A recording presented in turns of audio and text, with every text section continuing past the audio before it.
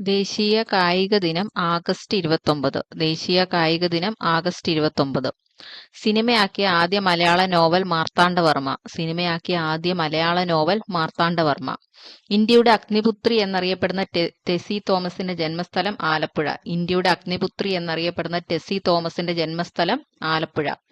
Indian കായിക രംഗത്തെ പരമോന്നത പുരസ്കാരമാണ് ധ്യാൻചന്ദ് ഖേൽരത്ന പുരസ്കാരം. ഇന്ത്യൻ കായിക രംഗത്തെ പരമോന്നത പുരസ്കാരം ധ്യാൻചന്ദ് ഖേൽരത്ന പുരസ്കാരം. 2023 ദാദാസാഹിബ് ഫാൽക്കെ അവാർഡ് നേടിയ മലയാള സിനിമാ നടനാണ് മോഹൻലാൽ. 2023 ദാദാസാഹിബ് ഫാൽക്കെ അവാർഡ് നേടിയതാരാണ്? മോഹൻലാൽ.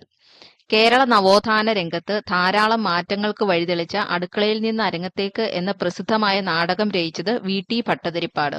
കേരള നവോത്ഥാന രംഗത്ത് ധാരാളം മാറ്റങ്ങൾക്ക് വഴിതെളിച്ച അടുക്കളയിൽ നിന്ന് അരങ്ങത്തേക്ക് എന്ന പ്രസിദ്ധമായ നാടകം രചിച്ചത് വി.ടി. ഭട്ടതിരിപ്പാട്. ദേശീയ ജലപാത NW3 കടന്നുപോകുന്ന ഇന്ത്യൻ സംസ്ഥാനമാണ് കേരളം. അപ്പൊ കേരളത്തിലൂടെയാണ് NW3 ദേശീയ ജലപാത കടന്നുപോകുന്നത്.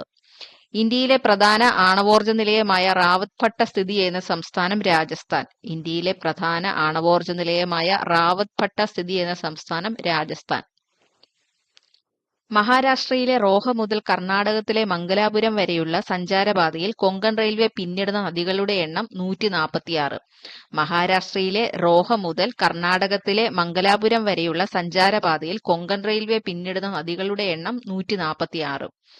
ബംഗാളിലെ ആദ്യകാല വർത്തമാന പത്രമാണ് സംവാദ് കൗമുദി. ബംഗാളിലെ ആദ്യകാല വർത്തമാന പത്രം സംവാദ് കൗമുദി.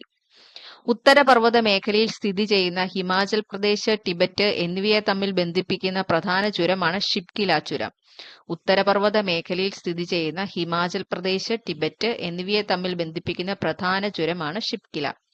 സ്ത്രീകളുടെ ഉന്നത വിദ്യാഭ്യാസത്തിന് വേണ്ടി 1916 മഹാരാഷ്ട്രയിൽ വനിതാ സർവകലാശാല സ്ഥാപിച്ചത് D.K. കാർവെയാണ്. സ്ത്രീകളുടെ ഉന്നത വിദ്യാഭ്യാസത്തിന് വേണ്ടി 1916 മഹാരാഷ്ട്രയിൽ വനിതാ സർവകലാശാല സ്ഥാപിച്ചത് D.K. കാർവെ. സ്വാതന്ത്ര്യ സമരകാലത്ത് ഇന്ത്യക്കാരിൽ ദേശസ്നേഹം വളർത്തുന്നതിൽ നിർണായക പങ്ക് വഹിച്ച ഭാരതമാത എന്ന ചിത്രം വരച്ചത് അബനീന്ദ്രനാഥ ടാഗോർ.